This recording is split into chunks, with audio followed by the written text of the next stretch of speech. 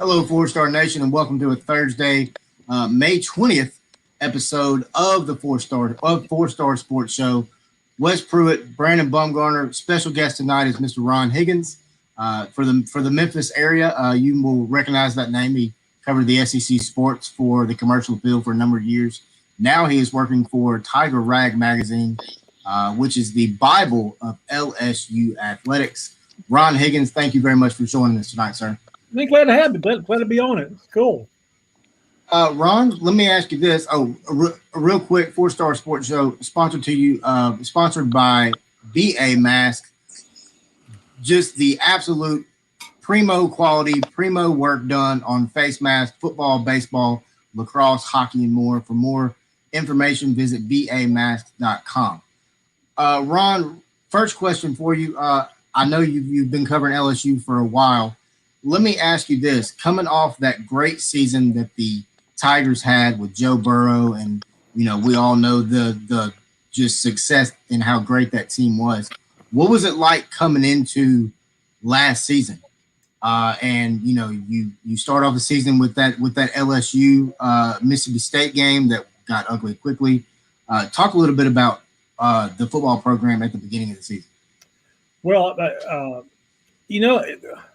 the excitement was strange. The excitement wasn't there because of the pandemic. It canceled spring practice, which they really needed. And then you had to replace Joe Brady, who's the mastermind, the passing game coordinator who called a lot of the plays for Joe Burrow's team. In 2019, he went to the Carolina Panthers as offensive coordinator. They got then they brought a new passing game coordinator in, and a new defensive coordinator in because Dave Aranda went to Baylor. They had a bunch of changes, and it started going downhill. I mean, first of all, they lost a ton of people to the pros. They had 14 drafted, I think 5 in the first round. So lost a ton of people there. And then they started having people just, skip the season. Jamar Chase, their best receiver, opted out on August 1st. Tyler Shelvin, their best defensive lineman, opted out before the season, and you just got the feeling it wasn't going well. The first game defensively, really all season, they looked confused defensively. The defensive coordinator they had, Bo Pelini, who came back here, he was at LSU a long time ago. He came back, was defensive coordinator, and he looked like he didn't know how to deal with modern day offenses, and the communication was bad. That they got beat by some teams they shouldn't have gotten beat by. Then the third game of the season, starting quarterback Miles Brennan gets hurt. He plays the whole game, but he suffers like a torn abdomen, and he's out for this year. So now you're left with 2 freshmen, and they have to dumb their offense down to make it really simple. And defenses tee off on them, but at the end of the year they switched quarterbacks to go to Max Johnson, and it worked. They beat Florida, and then they beat Ole Miss. They finished 5-5.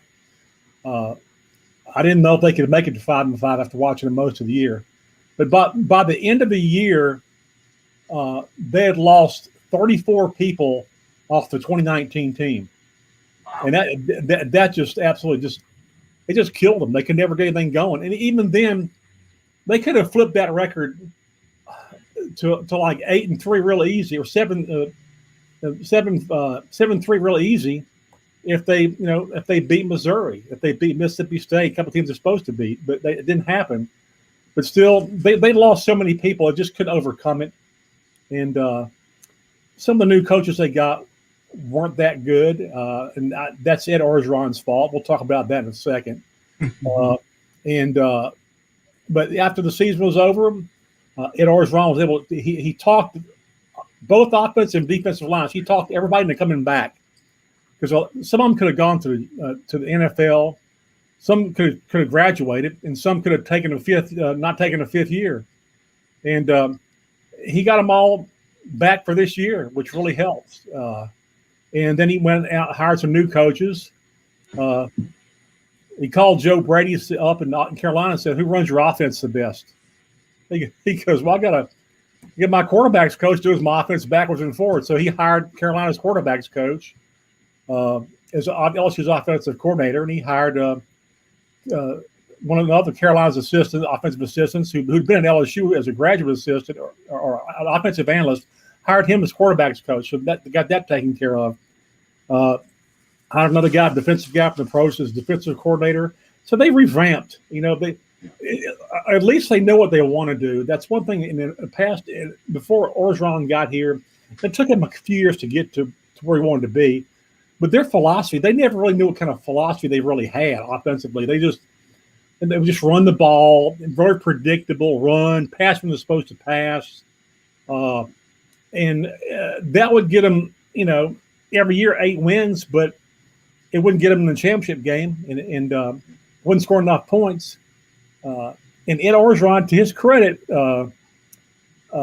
in 2018, when I think they were 9-3 or 10-3, that was Burrow's first year. They got beat by Alabama 28-0, and after that game, he decided I've got to go to a spread offense. I've got to do run option. I need to find a coach who can help me with that, because he knew that. Today in college football, you're not going to win a national championship averaging 30 a game. You're not going to do it. You got to put up 40 a game. Honest to God, you got to put up at least 40 to 45 a game to win a national championship. Now, you look at these national championship games.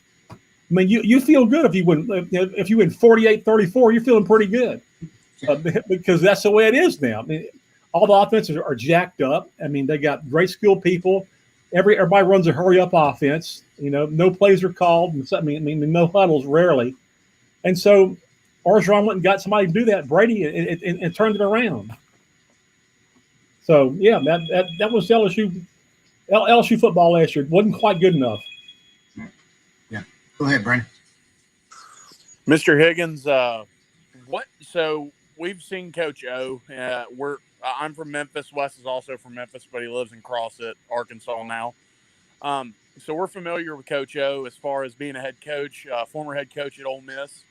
What do you think of his growth as a head football coach from Ole Miss to, I believe, D coordinator at USC to interim head coach at USC to interim head coach at LSU and now head coach, national champion? Where do you think he is in his growth as a college football coach, and how long do you think he will last at LSU? Well, first of all, Ed's a totally different coach than he was at Ole Miss. When I covered him at Ole Miss, Ed didn't know what he was doing. He had no clue what he was doing as a head coach. And he would tell you that. When he was hired at LSU as like a line coach, he was hired as a line coach. His first press conference, he saw me, I was on his butt pretty good when he was at Ole Miss. And when I was Memphis, I would a lot of times in print I would refer to him as Coach. Oh my God, because he was a horrible head coach. And he saw me after the press conference when he was introduced to LSU as a line coach, and he goes, "Hey, I know you and I didn't get along in Memphis, but I'm kind of put that all behind me." I said, Ed, it was never anything personal. I said, you're just a horrible head football coach. Then he goes, you're right. I was terrible. He goes, I micromanaged all my coaches. He goes, I didn't know what I was doing, and he really didn't. He came from USC where Pete Carroll coached, and he practically had Pete Carroll on speed dial on his football field because he didn't. He was so unsure about stuff. He'd be calling it was incredible.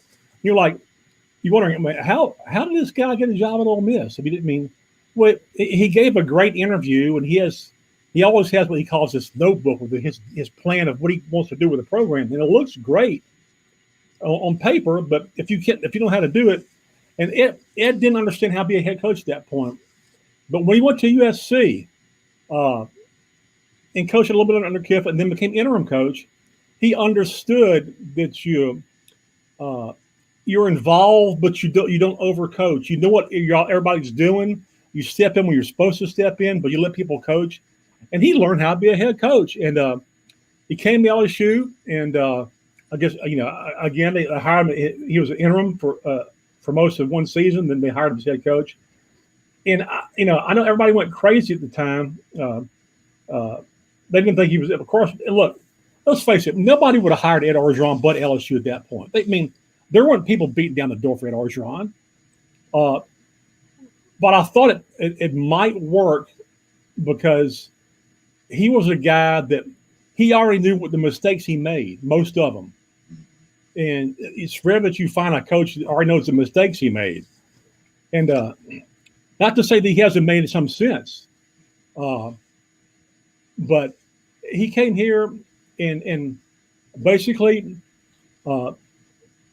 hired people, left them mostly alone. A couple of cases where he was justified, but and again, every time that he saw something that needed to be fixed here, whether it was in game or they had a problem with anything tackling it one week or whatever, it was addressed. It was fixed the next week.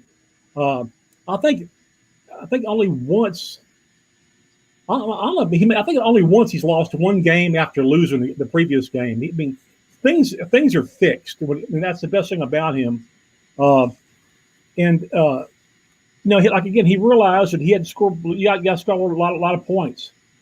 But again, he hired a guy in Joe Brady from the Saints who was like almost like an offensive analyst almost, and he got lucky. And he'll tell you he got lucky.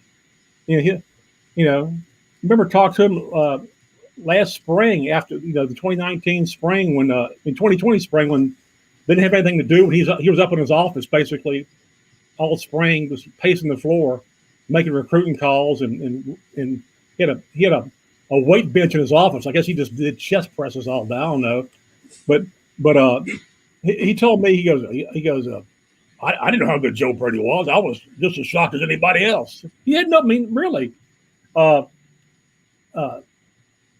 I think he's grown as a coach. He still has made mistakes, and this is, I guess you could call this charming about Ed, or some people will look at it as a train wreck element.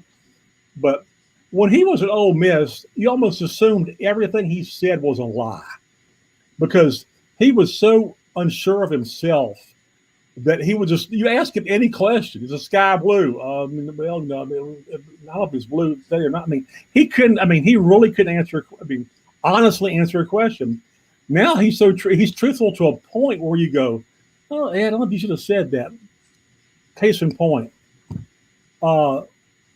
Sometime during the spring, we had Zoom teleconferences, we all do, and we're talking about the coaches he hired this time around as compared to a year ago. He goes, well, and we asked him what was the difference. He goes, well, this time around, I interviewed the candidates. We're like, what did he say? I mean, he didn't interview the guys he hired last year. No, we're like, how in the hell how you do that? How do you hire people and you don't interview them? Really? Wow. We're like, you're like, oh, Ed. But this time he interviewed people, and he got the people he liked. We'll see what happens. They've got 3 good quarterbacks. They got some more coming in. LSU it's amazing. For years, they couldn't get a good quarterback. They kept having great receivers, which was kind of a bizarre element of LSU football because they didn't throw the ball worth a damn forever, and they kept getting these great receivers like Odell Beckham and Jarvis Landry and all these people. Like, why do you want to go there? They're not going to throw the ball. But once Joe Burrow came, and what that year did for LSU football was all of a sudden that's the place to go play it. I like that offense. It looks fun. They're throwing the ball. They're catching the ball. So now they're getting their share of some really good recruits and getting some of them. Really good receivers. So 2019 will have a lasting effect. But last year, it just they needed to have spring last year, and in 2020 they didn't have it for that team, and it was obvious early in the year, and it just never. It was a struggle all season. Yeah, most definitely. When you look at talking about spring, looking at the spring that they just had their is it the blue and gold game, I believe is what they call it. Just a few weeks back. Talk a little bit about the quarterback room. For a long time, LSU kind of had a knock on not having a Joe Burrow type quarterback. I know it's hard to replace Joe Burrow. We saw Brad Johnson's son do an amazing job last season. Do you think it's his job, or do you think somebody else may come in during the spring and take it? No, I still think. I mean, I treat him and Miles Brennan, the guy who opened the year. The guy who Yeah, opened the year, he was pretty damn good till he got hurt. I mean, he was really good, uh, and he looked good in the spring. He looked good in the spring game, and so did Max Johnson. Uh, it's going to be between those two. They got Garrett Nussmeyer as a freshman, the true freshman. He came in early in the spring, son of Doug Nussmeyer, a longtime college offensive coordinator and assistant, smart kid. He's a third quarterback. Their quarterback is it's a good room. Of course, T.J. Finley transferred out of there. He uh, a kid from Ponchatoula, Louisiana, which is close to Baton Rouge, 6'6", 245. You look at him in a uniform, it's like a tight end playing quarterback. Uh, Big arm, but TJ had trouble processing reading defenses quickly. There was just it took him a little too long. Uh, and that was his weakness, and probably something needs to be cleared up. So he entered the transfer portal. He's out there right now, but they like their three quarterbacks. They got some good running backs coming in. They have some good running backs coming back. Uh, they like what they have, and particularly defensively. I mean, they got everybody back defensively. They got Derek Stingley Jr. They probably one of the better sets of quarterbacks in the nation with Eli Ricks and Derek Stingley Jr. So they're feeling pretty good about their defense. good, man. Mr. Higgins, so I'm a Memphis fan. Wes is a Memphis fan. We know you spent a lot of time here. What can you tell us about Peter Parrish? What type of athlete he is? What he might bring to the table for the University of Memphis? If he might be able to win the starting job. We just had a transfer in from Arizona, Grant Gunnell. He's a very, very good football player. He was also recruited by LSU. But what can you tell most of our fan base for the Four Star Sports Show that is Memphis fans what to expect out of Peter Parrish? Peter Parrish is a very mobile quarterback, a good run option guy. He can throw off the run. Uh, uh, the best part about Peter is probably the most mobile of all the LSU quarterbacks they had. Uh, you know, again, caught in a situation where didn't really have a fair chance because it was just, it timed out that too many good people were there at that point. Uh, uh, Basically, a good kid, got in a little bit of trouble here, and that's why he transferred. But every time I watched him in practice, I was impressed that he never seemed rattled. He almost seemed more comfortable when he was on the run, uh, throwing on the run and just creating things on the run. It seemed like he was more comfortable doing that. And I thought he was really good at the run option, pretty good at ball fakes. So I would describe him as crafty. I'd say he was crafty. I don't know if he's a guy who can just sit back there and throw all day out of a shotgun, uh, but I think he can do a lot of things out of there. Yeah. That's what I like to hear as a Memphis fan. And also, my last question for you. So, the transfer portal has just taken a huge toll on college athletics, basketball, football, baseball, all sports. Um, how has Coach O down there at LSU used the transfer portal? I saw they just landed defensive back Major Burns from Georgia. Yeah. Um, Got, yeah. They got a linebacker from Clemson also. Yeah. I've seen what Coach O's kind of done down there as far as the transfer portal, adding on to the number 3 recruiting class in the country for 2021. I think LSU has potential to be extremely good this year in a quiet fashion. I'm Yeah. not going to sit here and tell everybody that they're going to beat Alabama, but Yeah. Yeah. I agree. I will say if you're going to beat Alabama, this year's the year to do it when they have to replace all these guys. And LSU fans I think, in my honest opinion, should be excited for this season.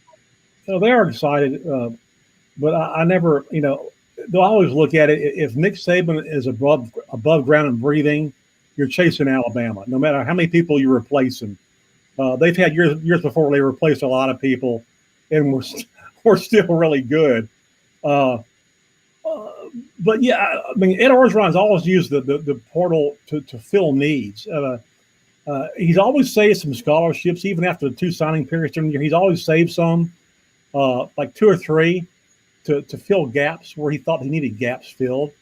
And he's done it just tremendously. I mean, the first 2 he signed were Cole Tracy, a place kicker, and Joe Burrow.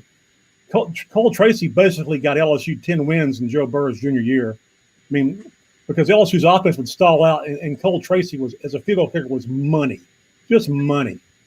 And then, of course, Burrow was great. In 2019, he was great. So that's how Ed's always used it. But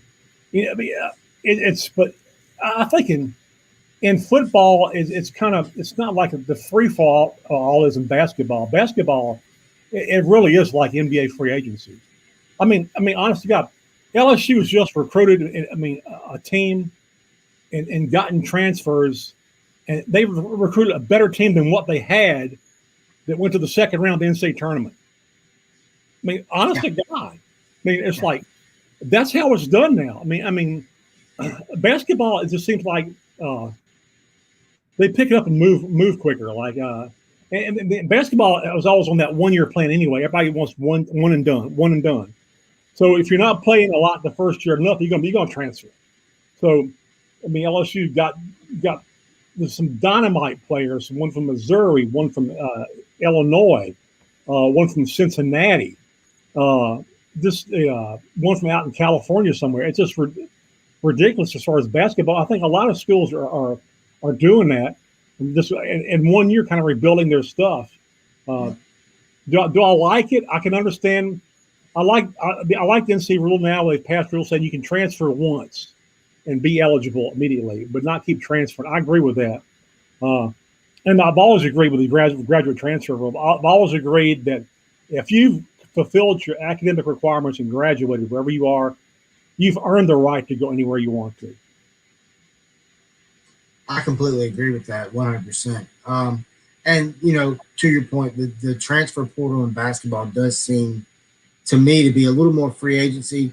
I'm a little concerned that football is going to turn out to be that way, and it's going to become the Nick Saban, the Dabo Swimmies of the world. They're all going to levitate towards them, which I hope does not happen. Ron, my last question for you.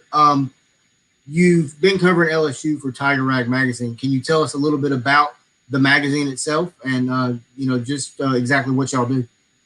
Yeah, we're Tiger Rag Magazine, tigerrag.com. We're online also. This magazine started, it started in 1977. I went to work for it my first year out of college in 78. I worked for it. It was actually just a newspaper then. It took me 41 years to get a promotion as editor, as I like to tell people. I came back. When I left Memphis, I was hired by the Times-Picayune in New Orleans as a columnist, and which I thoroughly enjoyed until they ran out of money, which is journalism today. But I ended up here. They offered me this last year, and it just felt right. It felt like a good move. And we have a monthly magazine. It's free, but if you're out of town, it's by subscription. You pay for it. In town, it's free. It's a 75, 80 pages every month of really good stuff. We're online. We're free online, so people can read about LSU online free, which most people they charge stuff, but we don't. So I've enjoyed it. I've been doing this a long time, man. I started writing. I started writing for newspapers. I guess honestly, people will not believe this, but I was 8 years old when I had a story published in the Baton Rouge paper, and I was And my best story is about when I was 13 or 14. They sent me out to cover a game for the first time and with a byline. So I walked in the dressing room after this game, and I'm looking around for the coach. He sees me, and his coach sees me. He goes, "Hey, we need some more towels." I go, "What?" He goes, "We need some more towels." I said, "I'm not your manager." He goes, "Who are you?" I said, "I'm Ron Higgins with the Morning Advocate in Baton Rouge. I'm writing this game story." He goes, "You're not a sports writer." I said, "Yeah." He goes, "Well, ask me a question then, sports writer." I said, "Okay, the first half, you had a nice offensive flow. You were throwing the ball really well. And the second half, you just started running. Were you just trying to kill clock or work on your offensive line? What was that all about?" He goes, "You are a sports writer."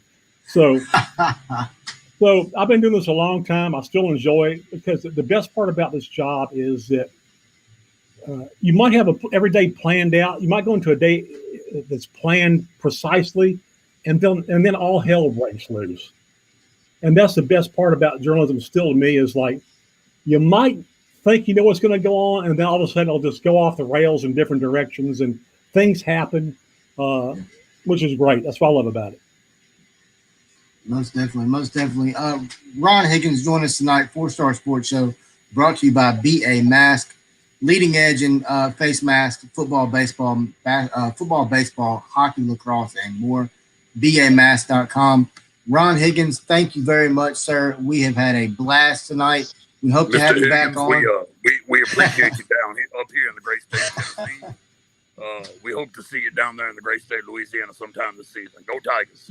I'll keep the gumbo on for you. Go Tigers! Everybody that's always Ron invitation. Everybody.